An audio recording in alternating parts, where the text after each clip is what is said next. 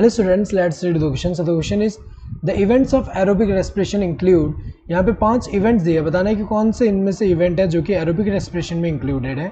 So first one is the complete oxidation of pyruvate by the step wise removal of all the hydrogen atoms living 2 molecules of carbon dioxide. तो ये वाला जो है ये गलत है, क्योंकि अगर हम देखें कंप्लीट ऑक्सीडेशन जब पायरुवेट का हो रहा है तो यहाँ पे 2 कार्बन डाइऑक्साइड नहीं 3 निकलते हैं. पायरुवेट हमें पता है कि ये क्या है, 3 कार्बन कंपाउंड है. सबसे पहले क्या होगा, सबसे पहले जब इससे एरोबिक रेस्पिरेशन में सबसे पहले इसका क्या होगा, एसिडाइल कोए जो है उसमें कन्वर्जन हो रहा है.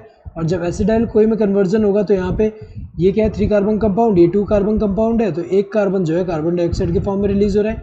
नाउ एसिडाइल कोए जब एंटर करेगा क्रैब्स साइकिल में, ये जब एंटर करेगा क्रैब्स साइकिल में, तो क्रैब्स साइकिल की अगर हम बात करें, इसमें जो है ये जो रिमेनिंग 2 कार्बन जो है इसमें, इसके अंदर जो 2 कार्बन है वो भी कार्बन डाइऑक्साइड के फॉर्म में रिलीज हो जाएगा. तो यहाँ पे 2 कार्बन डाइऑक्साइड जो है वो रिलीज हो रहे हैं. तो अगर देखा जाए टोटल कितने हैं, 3 कार्बन डाइऑक्साइड जो है वो रिलीज होंगे कंप्लीट ऑक्सीडेशन ऑफ पायरुवेट से. तो यहाँ तो 2 दिया हुआ है तो ये गलत होगा, सो ये गलत है.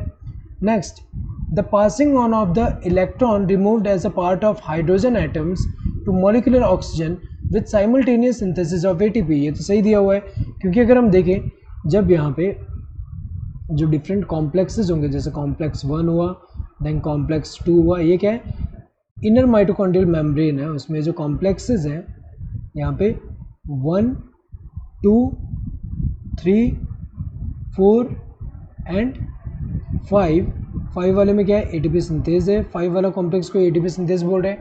तो यहाँ पे क्या होगा कि यहाँ पे जब ऑक्सीडेशन होगा, यहाँ पे NADH2 का ऑक्सीडेशन होगा, यहाँ FADH2 का ऑक्सीडेशन होगा, और जो इलेक्ट्रॉन है ये कॉम्प्लेक्स 3 के पास जा रहे हैं, देन यहाँ से कॉम्प्लेक्स 4 के पास, एंड फाइनली एक्सेप्ट कौन करे, ऑक्सीजन जो है वो एक्सेप्ट कर रहा है. यहाँ पे 2 इलेक्ट्रॉन लेगा, 2 प्रोटॉन लेगा, और यहाँ क्या बनाएगा, वाटर मॉलिक्यूल.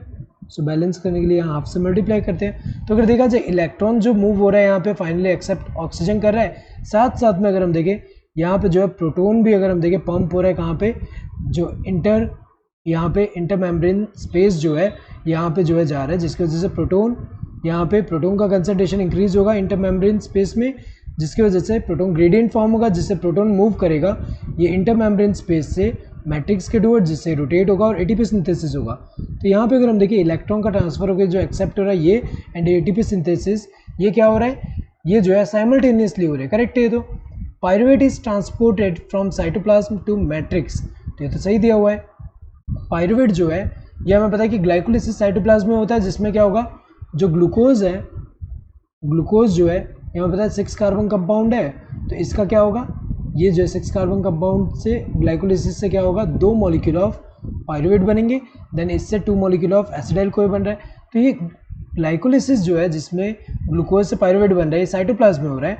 ना जो पायरुवेट है ये कहाँ जाएगा, ये मैट्रिक्स में जाएगा, माइटोकॉन्ड्रियल मैट्रिक्स में जाएगा, जहाँ पे क्या होगा, वहाँ पे अगर हम देखिए उसका कन्वर्जन होगा, पायरुवेट से क्या बन रहा है, एसिडाइल कोए बन रहा है. तो ये तो सही दिया हुआ है. 2 events of aerobic respiration takes place within mitochondria. ये तो करेक्ट है, क्योंकि अगर हम देखें यहाँ पे 2 इवेंट होता है. पहले प्रोसेस में अगर हम देखें क्या हो रहा है, यहाँ पे अगर हम देखें 2 इवेंट में एक कौन सा है, एक अगर हम देखें link reaction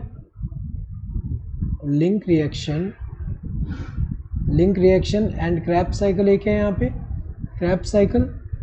so link reaction में अगर हम देखें पायरुवेट से एसिडाइल कोए बन रहा है, देन एसिडाइल कोए जो है एंटर हो रहा है किसमें, ये क्रैब्स साइकिल में, एक ये है. और दूसरा कौन सा है, इलेक्ट्रॉन ट्रांसपोर्ट सिस्टम, जिसमें क्या हो रहा है यहाँ पे, इलेक्ट्रॉन ट्रांसपोर्ट सिस्टम में क्या होगा, जो इलेक्ट्रॉन ट्रांसपोर्ट चेन जो है उसमें क्या होगा कि ये कॉम्प्लेक्सेस जो है ये इलेक्ट्रॉन ट्रांसपोर्ट सिस्टम फॉर्म कर रहे हैं, और यहाँ पे जो इलेक्ट्रॉन का ट्रांसफर हो रहा है यहाँ पे, सो इलेक्ट्रॉन ट्रांसपोर्ट चेन फॉर्म कर रहे हैं, जिससे क्या हो रहा है कि जो ऑक्सीडेटिव फॉस्फोरिलेशन हो रहा है यहाँ पे, क्योंकि इसके ऑक्सीडेशन से यहाँ पे क्या होगा, जो NADH2 एंड FADH2 का ऑक्सीडेशन जब होगा उससे जो इलेक्ट्रॉन यहाँ पे ट्रांसफर हो रहे हैं, एंड ये जो प्रोटॉन पंप हो रहा है, तो प्रोटॉन जो है कंसंट्रेशन ज़्यादा इंक्रीज होने की वजह से जब यहाँ मूव करेगा तो यहाँ एटीपी सिंथेसिस हो रहा है. तो ऑक्सीडेशन से एटीपी सिंथेसिस हो रहा है, तो ऑक्सीडेटिव फॉस्फोरिलेशन हो रहा है यहाँ पे. तो अगर देखा जाए ये तो सही दिया हुआ है.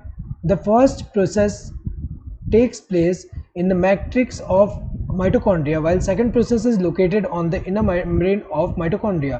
ये तो करेक्ट दिया हुआ है. जो पहला इवेंट हो रहा है link reaction and trap cycle, ये कहाँ पे हो रहा है, ये मैट्रिक्स में हो रहा है, और दूसरा इवेंट जो है इलेक्ट्रॉन ट्रांसपोर्ट सिस्टम वाला जो है यहाँ पे वो कहाँ पे हो रहा है, ये जो है इनर मेम्ब्रेन ऑफ माइटोकॉन्ड्रिया। सो अगर हम देखिए यहाँ पे करेक्ट कौन सा है, यहाँ पे पी जो है इनकरेक्ट है, इसके अलावा बाकी सारे करेक्ट है। सो ये वाले जो है, ये वाले इवेंट जो है ये एरोबिक रेस्पिरेशन के पार्ट है। सो करेक्ट आंसर इनमें से अगर हम देखें तो पी वाले जहाँ पे होंगे वो कौन से होंगे, वो इनकरेक्ट होंगे। सो बचा कौन सा, ये वाला QRST इवेंट है जो कि एरोबिक रेस्पिरेशन में हो रहा है। So correct answer would be the second one. Hope you understood the question. Thank you and all the best.